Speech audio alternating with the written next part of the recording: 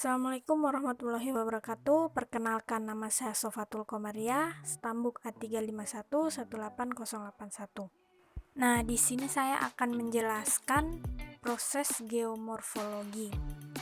Proses geomorfologi adalah semua perubahan fisik maupun kimia yang mengakibatkan modifikasi bentuk permukaan bumi. Proses geomorfologi terbagi menjadi dua, yaitu tenaga endogen dan tenaga eksogen.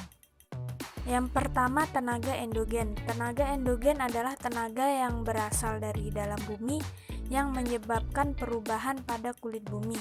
Tenaga endogen sifatnya membentuk permukaan bumi rata atau datar, tetapi akibat tenaga endogen ini, permukaan bumi yang datar berubah menjadi gunung, bukit, atau pegunungan. Pada bagian lain, permukaan bumi turun menjadi lembah atau jurang. Ada 3 jenis tenaga endogen. Yang pertama, tektonisme. Tektonisme adalah tenaga yang berasal dari dalam bumi yang menyebabkan terjadinya dislokasi, perubahan letak, patahan dan retakan pada kulit bumi dan batuan. Yang kedua, vulkanisme. Vulkanisme adalah semua gejala alam yang terjadi akibat adanya aktivitas magma.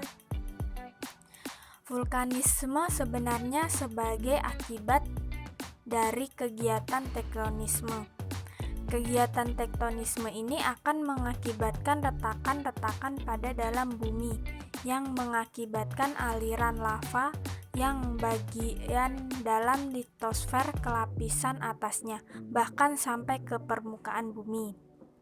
Yang ketiga, gempa. Gempa terjadi akibat getaran kulit bumi yang disebabkan oleh kekuatan dari dalam bumi. Di daerah yang labil, lapisan litosfer mengalami perubahan letak. Proses geomorfologi yang kedua yaitu tenaga eksogen.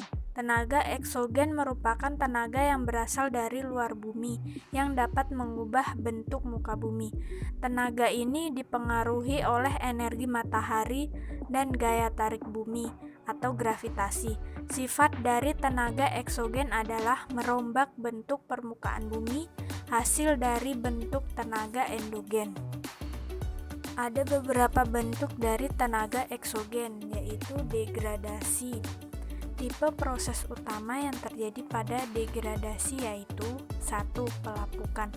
Pelapukan dapat berupa desentrigasi atau dekomposisi batuan dalam sudut tempat, terjadi di permukaan dan dapat merombak batuan menjadi klastis.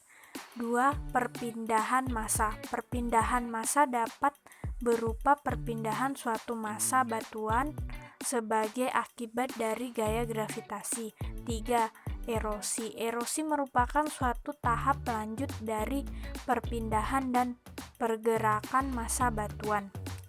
Bentuk yang kedua, agradasi. Agradasi ini merupakan kebalikan dari proses degradasi, meliputi sedimentasi, pengendapan, suatu proses pengendapan material yang ditransport oleh media air, angin, es atau gletser di suatu cekungan.